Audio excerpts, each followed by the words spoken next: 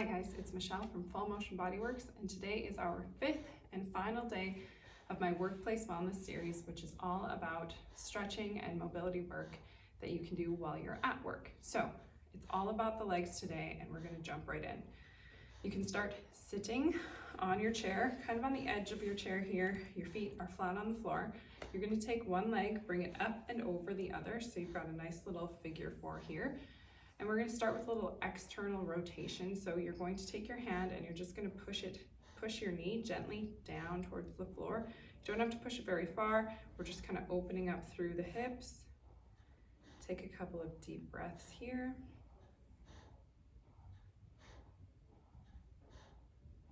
Good, and then we're going to bring it into internal rotation. So you're just going to pull the knee up towards the opposite shoulder. Nice deep breath here. Good, and bring that knee back down. We're going to get into the glutes here, so adjust this ankle as you need to. If you're feeling pinchy in the front of the hip, you can move it out towards your knee or more in towards your hips, whatever feels better for you. Make yourself nice and tall, and then you're just going to drop your chest over the knee to start with. So dropping the chest towards the knee. You've got 3 major fans of your glute, so we're going to hit each fan. Take a nice deep breath here. And then we're just going to shift your chest more over that front leg, right over the shin. And take a deep breath here. And then we're going to do one more shift, more towards the foot, to get into those external rotators of the hip. Take a nice deep breath here. Good. Come back up, and we're going to switch sides. So bring the other leg up and over. You've got your little figure 4. Take your hand on top of the knee and just really gently push down towards the floor. And take a nice deep breath there. And then we're going to come up into internal rotation. So you're going to bring the knee towards the opposite shoulder. Give it a little bit of a hug. So your chest should be kind of right in the middle of that knee, so you're a little bit twisted, just very slightly. And bring that knee back down to neutral. You're going to drop your chest over that knee to start with, and take a nice deep breath here. So again, we're going to hit all 3 fans of the glute by going over the knee, the shin, and then the foot. Good, you're just going to shift your chest over the front of your leg and take a deep breath there. And then one last shift over towards your foot and take a deep breath there. Good. Come on up. You can uncross the legs. So we're going to get into hamstrings. You can do this standing or you can do it seated, whatever you feel more comfortable doing in your work setting. If you're going to be seated, you're just going to take one leg straight.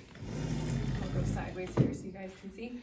So take one leg straight, stick it out with your foot flexed, pointing up. Make yourself nice and tall, and you're just going to hinge forward at the hips, keeping your back nice and flat. So you don't want to be doing this whole kind of outdated way of stretching the hamstrings where you just reach down to touch your toe. You want to hinge at the hip, keep the back flat. So you're not going all the way to the toe, you're just going until you get a nice pull through the hamstrings. So if you're standing and you want to make it it's a little bit more intense, you can toss that foot up on your chair, and same thing, you're hinging forward at the hips. So either way works, doesn't matter. Just take a nice deep breath here.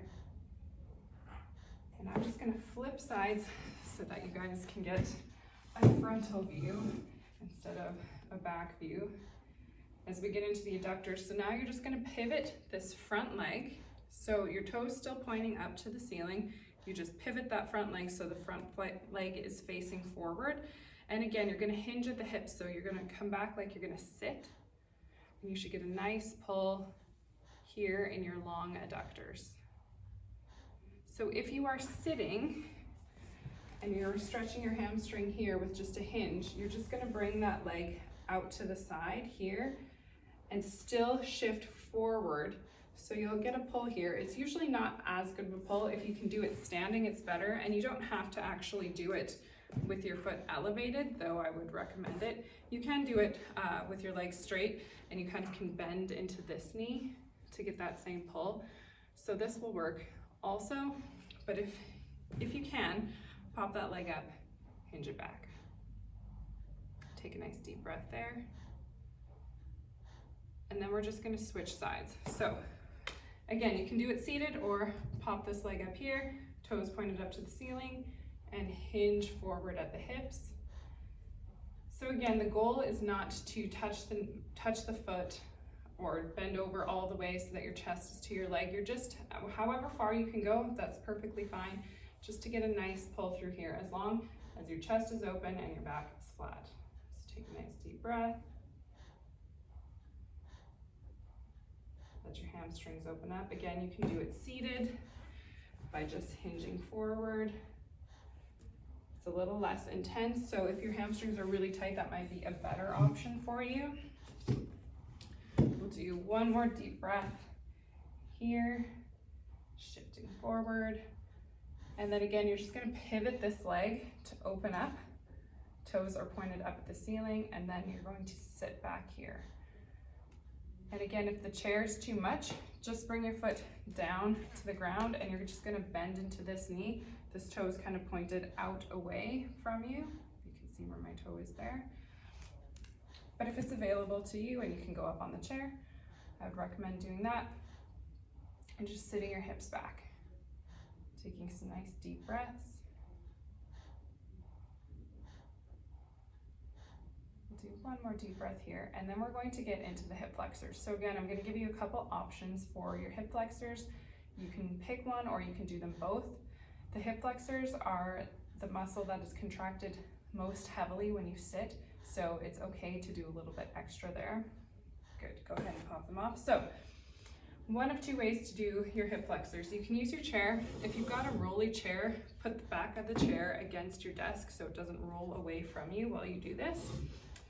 So you're going to pop your knee into the crease of your chair here. So if you've got a taller chair, your foot will be kind of pushed against more. It might be too intense for you, but you want to get your knee all the way back into that crease. If you have to go here to start with, that's okay, but preferably you want to be right back there, all the way in the crease of the chair. From here, I want you to tuck your tailbone under so that you're not overextending as we come up. So think about someone punching you in the gut. Tuck that tailbone in, and then you're just going to lift your chest up as far as you can comfortably. So this front knee is a little bit bent here, and I just don't want you arching your back, so tuck in that tailbone, bring your rib cage down towards your pelvis, pelvis up towards your rib cage, and get a nice stretch through here. Take some nice deep breaths.